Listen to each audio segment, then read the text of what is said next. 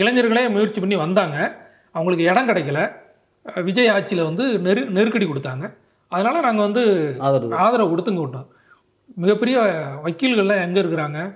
வழக்கறிஞர் அணிங்கிறது திமுகவில் இருக்குது. அப்போது இடம் கிடைக்கல அப்படின்னா ரூல்ஸ் படி இடம் கொடுக்கணும்ல, சட்ட விதிகள் படி கொடுக்கணும்ல. அவங்க குளத்தூரில் நடத்தணும்னு சொல்லி அவங்க கேட்டிருக்காங்க. குளத்தூரில் நீங்கள் போராடி அந்த இடத்த வாங்கி கொடுத்து மக்கள் மத்தியில் அதை நடத்தியிருந்தீங்கன்னா பாராட்டக்கூடியது. நீங்கள் அங்கே இடம் கிடைக்கலையா வாங்க அப்படிங்கிறது ஒரு சமரசம் பண்ணுறீங்க.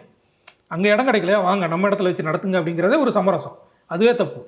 அவனுக்கு போராடி ஜெயிக்க கற்றுக் கொடுக்கணும் ஒன்று. அந்த ஜென்சி கூட்டத்தில் யார் வந்து பேசுகிறா அப்படின்னா டிஆர்பி ராஜா வந்து பேசுகிறார். ஐடிவிங்கோட டிஆர்பி ராஜா யாருன்னா அவங்க அப்பா டிஆர் பாலு. அப்போது அங்கேயும் வாரிசு வந்துடுது. அவர் இளைஞரா அப்படின்னா அதுவும் கிடையாது. அதாவது 50 வயசு அந்த கணக்குப்படி பார்த்தோன்னா இளைஞர் தான்.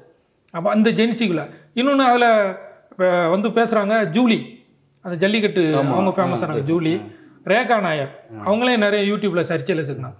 இவங்கெல்லாம் வந்து ஆலோசகராக வந்து உள்ளே வராங்க அந்த ஜென்சி கூட்டத்தில். அப்போது அந்த கூட்டத்தினுடைய முக்கியத்துவமே என்ன இதுன்னா, அதாவது இந்த இவங்களுக்கு போட்டியாக நம்ம வர்றோம் அப்படின்னு சொல்லிட்டு அதே தப்பை திரும்ப பண்ணுற மாதிரி அங்கே பேசக்கூடிய விஷயங்கள். ஐ ப்ரௌடு கொத்தூஸ் அப்படிங்க, கொத்தடிமை அப்படிங்கிறத ப்ரௌட் ஆஃப் கொத்தூஸ் அப்படிங்க.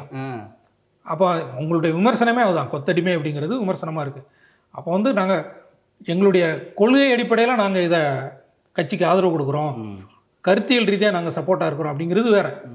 நாங்கள் இந்த கட்சி தான் ஆதரிப்போம் அப்படிங்கிறது அது ஒரு முரட்டுத்தனமான ஒரு ஆதரவு அப்படின்னு தான் நம்ம வந்து பார்க்கணும். இதை நீங்கள்